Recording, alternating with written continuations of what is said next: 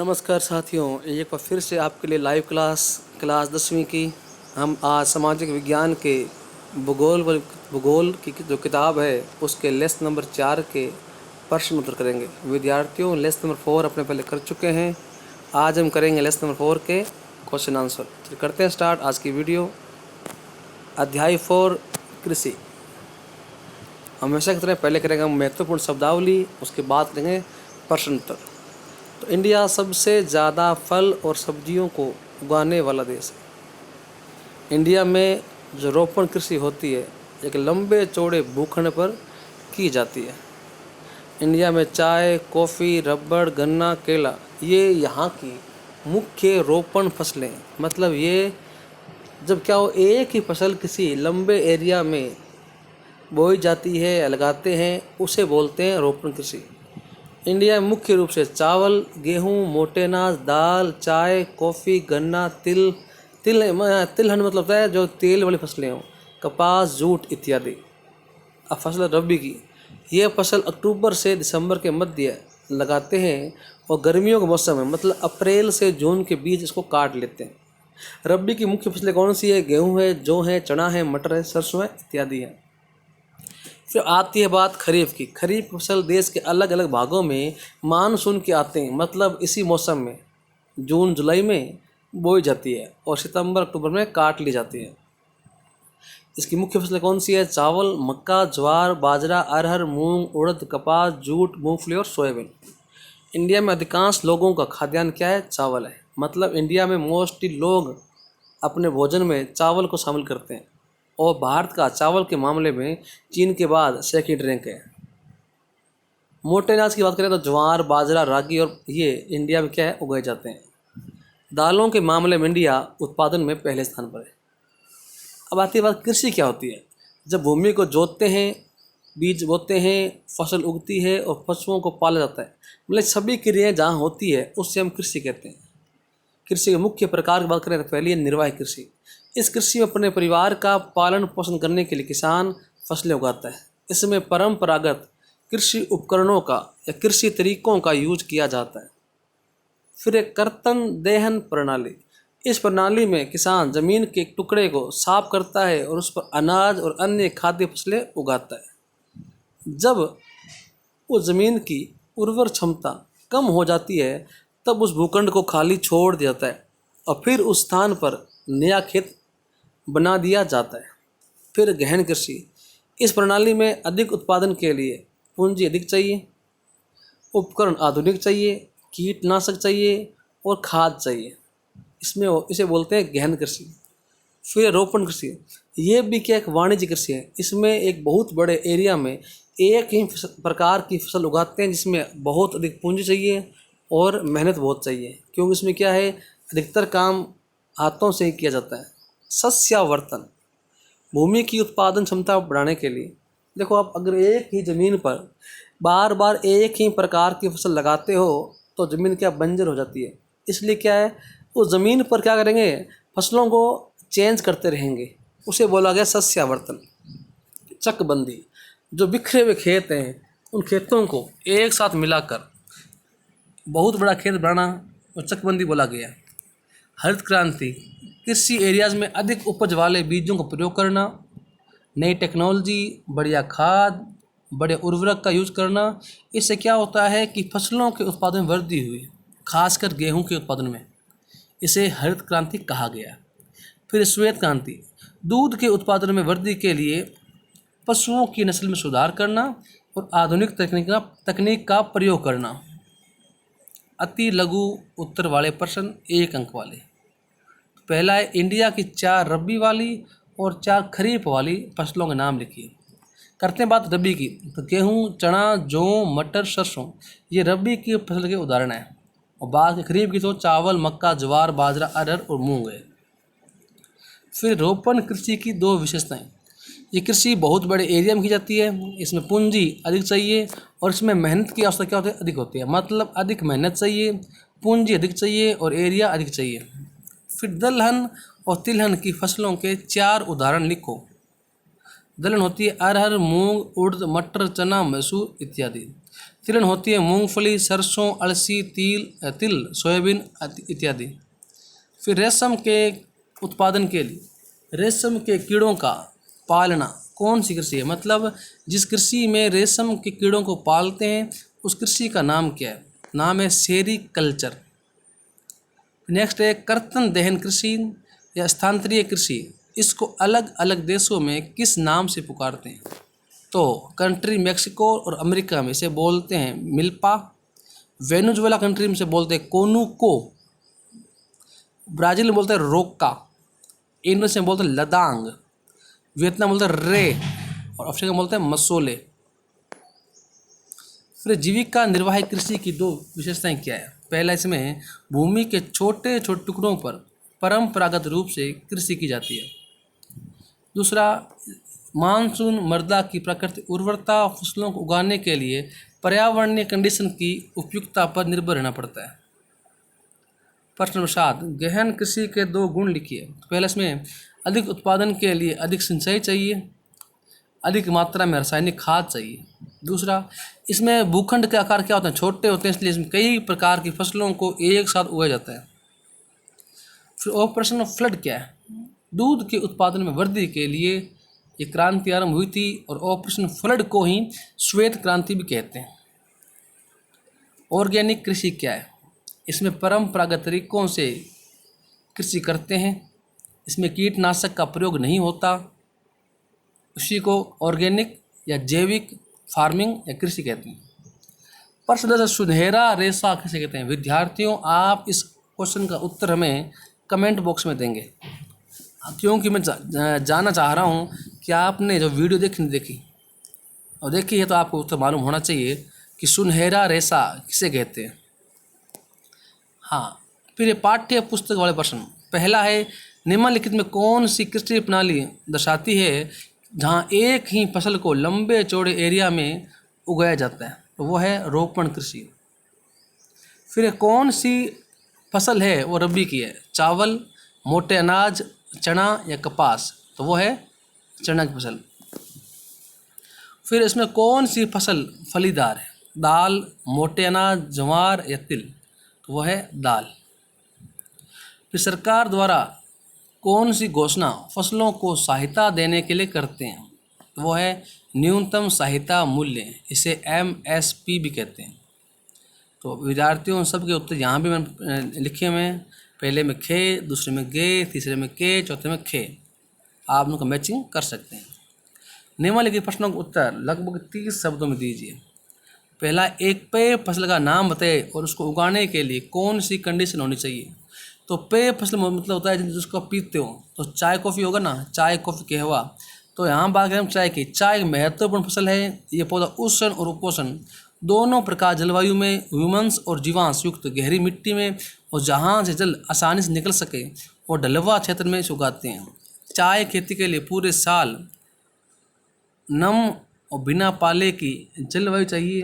पूरे साल एक समान वर्षा से चाहिए, क्योंकि इसकी वर्षा लगातार हो तभी इसकी पत्तियों का विकास हो सकता है। और भारत विश्व के अग्रणीय चाय उत्पादक देश है। प्रश्न नंबर 2, भारत की खाद्य फसल नाम बताए जहाँ उगती है और उन क्षेत्रों का विवरण दें। गेहूँ भारत के मुख्य फसल है, ये बताएं।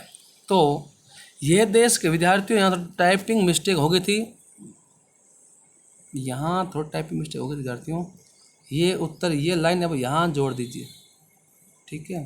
ये यहाँ से, ठीक है ना? ये देश के और उत्तरी पश्चिमी भागों में होती है। गेहूँ उगाने वाले मुख्य दो क्षेत्र हैं, उत्तर पश्चिम में गंगा और सरसों का मैदान और दक्षिण में काली मिट्टी वाले प्रदेश। पंजाब, हरियाणा, यूपी, बिहार, राजस्थान, MP कुछ भागों में गेहूं पैदा करने वाले प्रमुख राज्य हैं। फिर सरकार द्वारा किसानों के हित में किए गए संस्थागत सुधार कार्यक्रमों की सूची बनाई है। तो पहला है जोतों की चकबंदी, फिर जमींदारों की प्रथा की समाप्ति, फिर अधिक उपज देने वाले बीजों के द्वारा हरित क्रांति और पशुओं के नस्ल में सुधार के लिए दुग्ध उत्पादन के लिए श्वेत क्रांति, ठीक है? श्वेत क्रांति।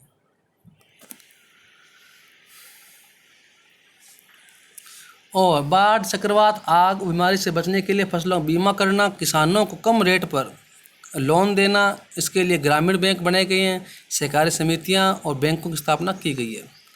किसानों के लाभ के लिए किसान क्रेडिट कार्ड योजना, व्यक्तिगत दुर्घटना बीमा योजना भी आरंभ की गई है।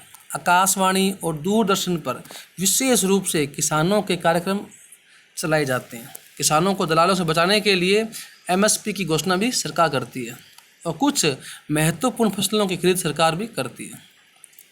क्वेश्चन नेक्स्ट, हर रोज कृषि के अंदर भूमि कम हो रही है, इसके क्या परिणाम है? तो इंडिया में लगातार जनसंख्या बढ़ रही है, इससे भूमि में क्या है, कमी आ रही है। भूमि का आवासन और बिना मतलब कृषि के अलावा अन्य कार्यों में उपयोग बढ़ रहा है, तो इसलिए क्या कृषि के बीच बढ़ती भूमि की कंपटीशन के कारण क्या रहा है, भूमि कम हो रही है। और इससे देश के लिए खाद्य उत्पादन क्या घट रहा है। देश के खाद्य उत्पादन के भविष्य के लिए बहुत ही बड़ा सवालिया निशान बन रहा है। कुछ अर्थशास्त्री मानते हैं कि जनसंख्या बढ़ने से खेतों का आकार क्या है, छोटा हो रहा है, तो इससे क्या लग रहा है भारतीय जो किसान हैं उनका फ्यूचर क्या है, बहुत ही अंधकार में है। इंडिया में 60 करोड़ लोगों के लिए 25 करोड़ हेक्टेयर भूमि है। इस प्रकार एक व्यक्ति के हिस्से में सिर्फ आधा हेक्टेयर भूमि आती है, इसलिए जनसंख्या को कंट्रोल करना होगा, नहीं तो खाद्यान्न संकट हो जाएगा और किसानों की हालत बहुत ही खराब हो जाएगी। जानते हो प्रश्न नंबर 3, कृषि उत्पादन में वृद्धि निश्चित करने के लिए सरकार द्वारा किए गए उपाय बताइए। तो इंडिया कृषि प्रधान देश है। देश के 60% से अधिक लोगों की आजीविका कृषि द्वारा होती है। अब कुछ सुधार किए गए। पहला है जमींदारी प्रथा का उन्मूलन, किसानों के लिए बहुत बड़ा अभिशाप थी। सरकार ने जमींदारी प्रथा को एंड किया और भूमि काश्तकारों को मालिकाना हक दिया। जोतों की सीमा तय कर दी गई, खेतों की चकबंदी की गई और किसानों के पास छोटे छोटे खेत थे, उनको आर्थिक रूप से जो गैर लाभकर थे, इसलिए खेतों की चकबंदी कर दी गई। हरित क्रांति सरकार ने किसानों को अधिक उपज देने वाले बीज दिए। इससे कृषि, खासकर बीज गेहूं की कृषि में क्या है, परिवर्तन आए। इसे हरित क्रांति का नाम दिया गया है। प्रमुख सिंचाई योजना निर्माण, किसानों को पर्याप्त सिंचाई सुविधा देने के लिए छोटी बड़ी सिंचाई योजना आरंभ की गई। फसल बीमा प्राय सूखा, बाढ़, आग आदि के कारण नष्ट हो जाती थी। इससे किसानों को बहुत नुकसान उठाना पड़ता था। इन आपदाओं से बचने के लिए फसल बीमा योजना आरंभ की गई। इसके द्वारा फसल नष्ट हो जाने पर किसानों को पूरा मुआवजा दिया गया। इससे किसानों को सुरक्षा प्राप्त हुई। फिर सरकार संस्था किसानों को कम ब्याज दर पर लोन देने के लिए ग्रामीण बैंक, सहकारी समितियां और बैंकों की स्थापना की गई। ये संस्थाएं किसानों को महाजनों के चंगुल से बचाती है। रेडियो, टीवी के माध्यम से मौसम की जानकारी और कार्यक्रम प्रसारित किए जाते हैं। किसानों के लाभ के लिए भारत सरकार ने किसान क्रेडिट कार्ड योजना और व्यक्तिगत दुर्घटना बीमा योजना आरंभ की है। किसानों को बिचौलियों से बचाने के लिए न्यूनतम सहायता मूल्य मतलब एमएसपी आरंभ की गई और कुछ महत्वपूर्ण फसलों की खरीद क्या सरकार खुद भी करती है। और खेती में आधुनिक उपकरण लाए गए, इससे भी क्या है, उत्पादन बढ़ा। और भारत में कृषि सुधार के लिए कृषि अनुसंधान परिषद और कृषि विश्वविद्यालय बनाए गए। इससे भी क्या है, कृषि के मामलों में क्या हुई, वृद्धि हुई। फिर इंडिया की कृषि पर वैश्वीकरण के क्या प्रभाव है। तो वैश्वीकरण से मतलब है विश्व के अनेक देशों को आर्थिक, राजनीतिक, सामाजिक और सांस्कृतिक क्या है, एक दूसरे नज़दीक लाना। वैश्वीकरण के कारण विभिन्न चीज़ें एक कंट्री से अन्य कंट्री आने जाने लगी। इससे कुछ कोटि की चीज़ें बाजार में टिक सकी है। वैश्वीकरण के कारण कृषि पर बहुत अच्छे प्रभाव पड़े जो नियमन है। पहला, इंडिया दूसरे देशों को अन्न का निर्यात कर रहा है और अपनी जरूरत का सामान खरीद रहा है। अलग अलग फसलों की मांग बढ़ रही है, सब इंडिया में चीज़ों का उत्पादन अधिक हो रहा है। फिर अंतर्राष्ट्रीय बाजार में टिकने के लिए भारतीय किसानों ने उत्पादन को गुणवत्ता और लेवल बढ़ा दिया और वैश्वीकरण के कारण अधिक उत्पादन होने वाली चीज़ों को अन्य कंट्रियों में बेचकर अच्छे दाम प्राप्त किए जा सकते हैं। और कृषि वैज्ञानिक सहयोग से बहुत से देशों में नई नई कृषि चीज़ों का पैदावार की गई जो पहले संभव नहीं थी। अब कुछ क्या है, बुरे प्रभाव पड़े हैं। पहला, धनी देशों ने क्या किया, विकासशील देशों से सस्ता अनाज खरीदा और वहाँ कृषि अन्य कृषि प्राप्त वस्तुओं को बड़ी मात्रा में भेजना शुरू कर दिया। इससे विकासशील देश उनका मुकाबला नहीं कर सके और कृषि का काम छोड़ने पर मजबूर हो गए। अमीर देशों ने गरीब देशों से कम रेट पर अनाज खरीदना चाहा। वैश्वीकरण के कारण छोटे किसानों को काम छोड़ना पड़ा क्योंकि अंतर्राष्ट्रीय कंपटीशन में टिक नहीं पाए। और कृषि के वैश्वीकरण ने व्यापारिक कृषि को बढ़ावा दिया है। किसान अब वह वस्तु उगा रहे हैं जिससे बाजार में बिक सके, ना कि जनता को चाहिए। इसके अलावा कृषि के वैश्वीकरण कारण क्या हो रहा है, भारत को लंबे समय तक ब्रिटेन का उपनिवेश बनकर कृषि पर अतिरिक्त बोझ का वहन करना पड़ा। 1990 के बाद वैश्वीकरण तहत इंडिया किसानों को नई नई चुनौतियों का सामना करना पड़ रहा है। चावल, कपास, रबड़, चाय, कॉफ़ी, जूट, मसाले इनका मुख्य उत्पादक होने के बाद भी इंडिया कृषि के विकसित देशों से कंपटीशन करने में क्या असमर्थ है, क्योंकि उन देशों में कृषि को बहुत अधिक सब्सिडी मिलती है। यदि किसानों को सक्षम बनाना है तो छोटे किसानों की हालत में सुधार करना होगा। चावल की खेती के लिए क्या क्या कंडीशन होनी चाहिए? तो इंडिया में चावल जानते हो मुख्य खाद्यान्न फसल है। चीन के बाद इंडिया दूसरा सबसे बड़ा उत्पादक देश है। ये खरीफ फसल है। इसे उगाने के लिए तापमान 25 डिग्री से अधिक चाहिए और आर्द्रता 100 सेमी अधिक क्या चाहिए? बरसात चाहिए। कम वर्षा वाले क्षेत्रों में सिंचाई द्वारा से उगा सकते हैं। चावल यूपी के पूरी मैदान, तटीय इलाके, डेल्टा इलाकों में उगता है। नदी, घाटी, डेल्टा प्रदेश पाई जाने वाली जलोढ़ मिट्टी चावल के लिए आदर्श है। नहरों के जाल, नलकूप की सघनता कारण पंजाब, हरियाणा, यूपी, राजस्थान के कम वर्षा वाले भागों में चावल उग रहा है। चावल जून जुलाई में दक्षिण पश्चिम मानसून के पवन शुरू होने पर उगता है और पतझड़ की ऋतु में क्या है? काट लिया जाता है। ये आपके परियोजना कार्य हैं, इनको करने आवश्यकता नहीं है, परंतु अपने आपको थोड़ा बता देता हूँ। ये आपके एग्जाम नहीं आते विद्यार्थियों, ये आप ओनली क्या है फॉर्मेलिटीज के लिए होता है। किसानों को साक्षरता विषय पर एक सामूहिक वाद विवाद का आयोजन करें। तो इसमें क्या करोगे? इसमें आप बताओगे इंडिया में साक्षरता दर कितनी है, किसानों में कितनी पढ़ाई लिखाई होती है, विद्यार्थियों बताओगे, महिला और पुरुषों में आप अलग अलग साक्षरता दर बताओगे और साक्षरता में कमी क्यों आ रही है, इसके क्या प्रभाव पड़ते हैं ये बताओगे। कुछ क्रियाकलाप हैं जो आप किताब में दिए गए हैं, पहली आपके बुक में पहली से बनाई हुई है। इसमें अधिकांश वर्ड आपको अंग्रेजी में भरने हैं। ये आपकी किताब की 52 नंबर पेज पर दिया गया है। तो पहला, इंडिया की 2 प्रमुख खाद्य फसल कौन सी है? राइस और वीट। ठीक है। भारत की गर्मी वाली फसल कौन सी है? जेड। अरहर, मूंग, चना, उड़द, इनसे में क्या मिलता है? प्रोटीन मिलता है। मोटा अनाज कौन सा है? मेज है। महत्वपूर्ण पेय फसल कौन सी है? चाय और कॉफ़ी है। काली मिट्टी पर कौन सी फसल उगती है? वह कॉटन है। तो विद्यार्थियों, ये था आज का अपना लेसन और आज इसी लेसन के साथ अपनी भूगोल की किताब भी क्या हो चुकी है? कंप्लीट हो चुकी है। अपने कल या परसों स्टार्ट करेंगे अर्थशास्त्र की किताब। उसमें 5 लेसन है। 10 दिन में वो किताब क्या है पूरी हो जाएगी और उसके साथ ही आपको 10वीं क्लास इस साल का सिलेबस भी पूरा हो जाएगा। जो विद्यार्थी शुरू से हमसे जुड़े हुए हैं वो अनुभव कर रहे हैं कि उनको हमने कितना बढ़िया कराया है, बहुत ही शॉर्ट में और अच्छा कराया है विद्यार्थियों। तो वीडियो पसंद आए तो लाइक कीजिए, कमेंट कीजिए, शेयर कीजिए और अब तक आपने सब्सक्राइब नहीं किया है तो सब्सक्राइब कीजिए। धन्यवाद।